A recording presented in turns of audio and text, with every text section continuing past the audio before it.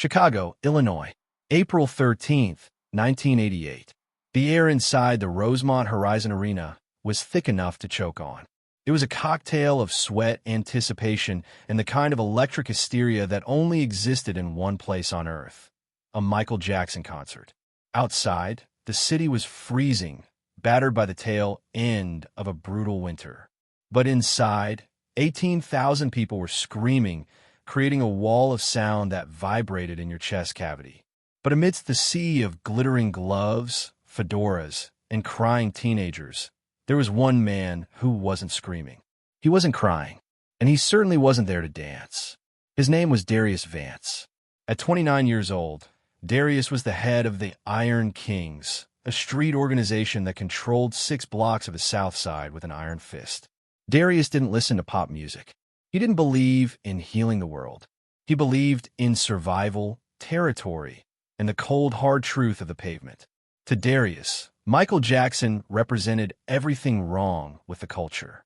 He saw a man who was too soft, too polished, singing about love while the streets outside were burning. Darius despised the hope that Michael sold because, in Darius's world, hope was a lie that got you killed. So, Darius had come to the concert with a plan. It was a suicide mission of sorts, a way to make a statement that would ring louder than any falsetto. He had used his connections to secure a spot right against the barrier, front and center. Hidden inside his heavy military jacket was a dense, weighted object, not a gun, but a heavy industrial chain. His plan wasn't to assassinate the man, but to destroy the myth. He waited for the perfect moment, the quietest moment, to rush the barrier, storm the stage, and physically assault the king of pop, exposing him as weak, fragile, and human. He wanted to shatter the illusion on live television. The lights went out. The scream from the crowd was deafening, a physical blow. Then, the silhouette appeared. The single white glove shone in the spotlight.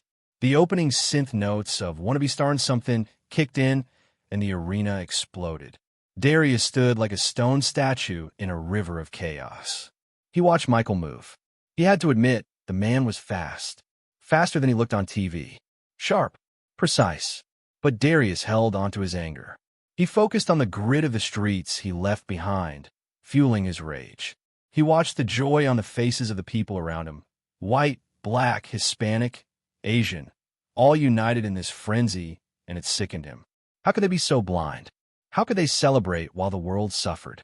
The concert went on. This Place Hotel, Smooth Criminal, I Just Can't Stop Loving You. With every song, the energy in the room ratcheted up, but Darius remained cold. He was waiting for the ballad, the moment of vulnerability. Then it happened. The stage went dark blue. A hush fell over the crowd. The slow, gospel-tinged chords of Man in the Mirror began to play. This was it, the finale, the song where Michael usually stood still, preaching his message of change. Darius unzipped his jacket slightly. His hand gripped the cold steel of the chain. His heart was hammering against his ribs, not with excitement, but with adrenaline. He calculated the distance. 5 feet to the barrier. A 6-foot jump. 3 seconds to reach the singer before security could react. Michael began to sing. I'm going to make a change for once in my life. His voice was raw, raspier than on the record. He wasn't just singing, he was pleading. Darius tensed his legs, ready to spring. He watched Michael walk to the edge of the stage, right in front of where Darius was standing. Michael was looking down, his eyes closed, lost in the music. It's going to feel real good, going to make a difference, going to make it right. Darius planted his foot on the rail. This was the moment. He began to hoist himself up.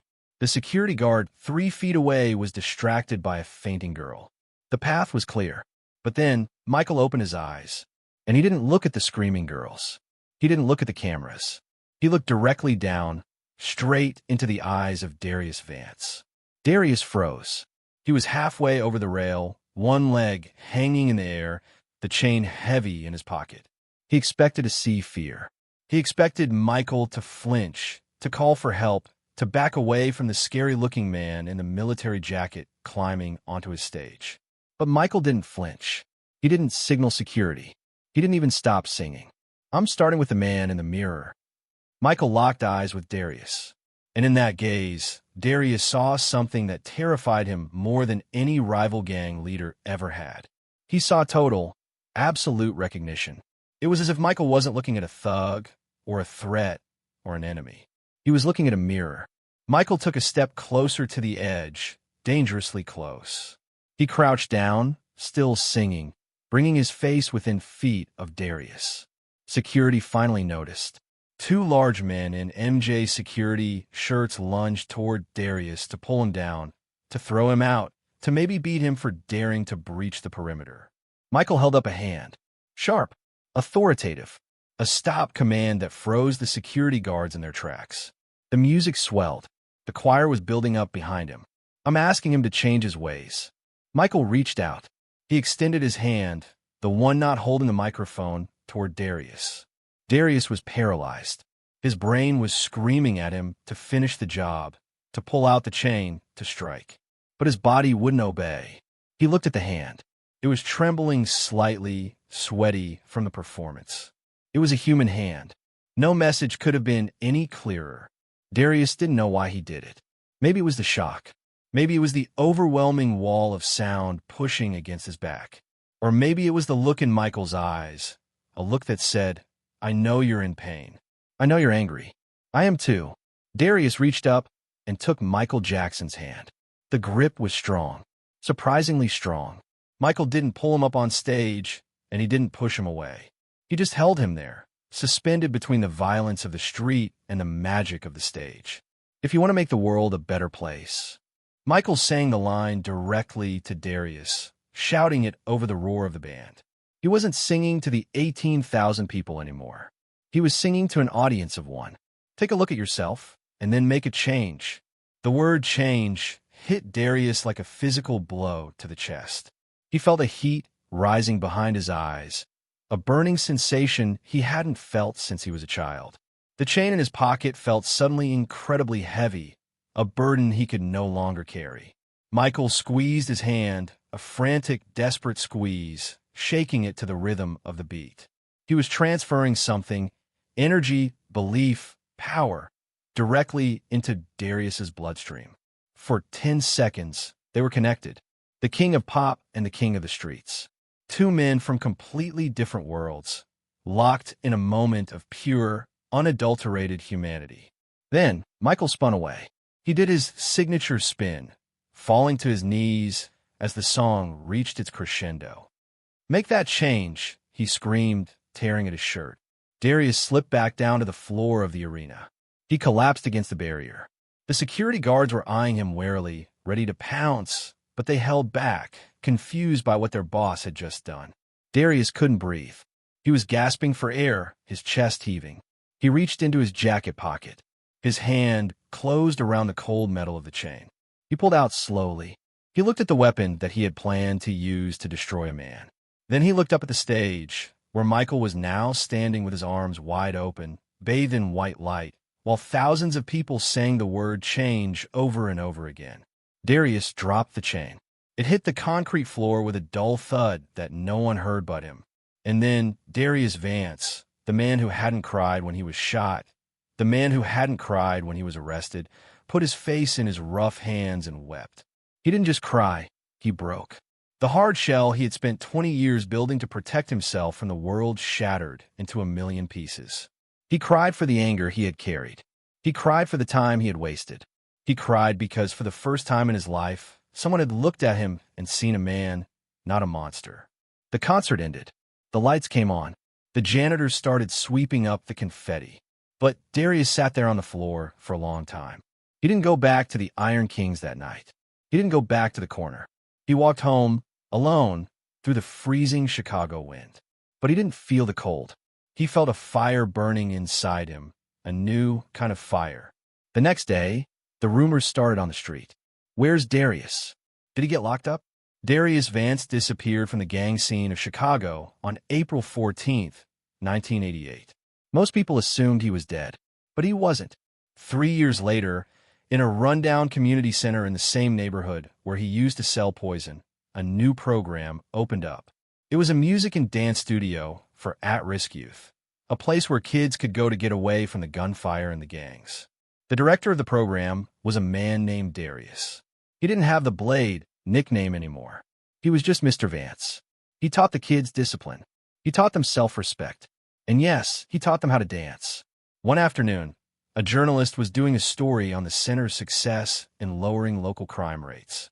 She asked Darius what inspired him to change his life, to leave the power and the money of the streets for this. Darius smiled.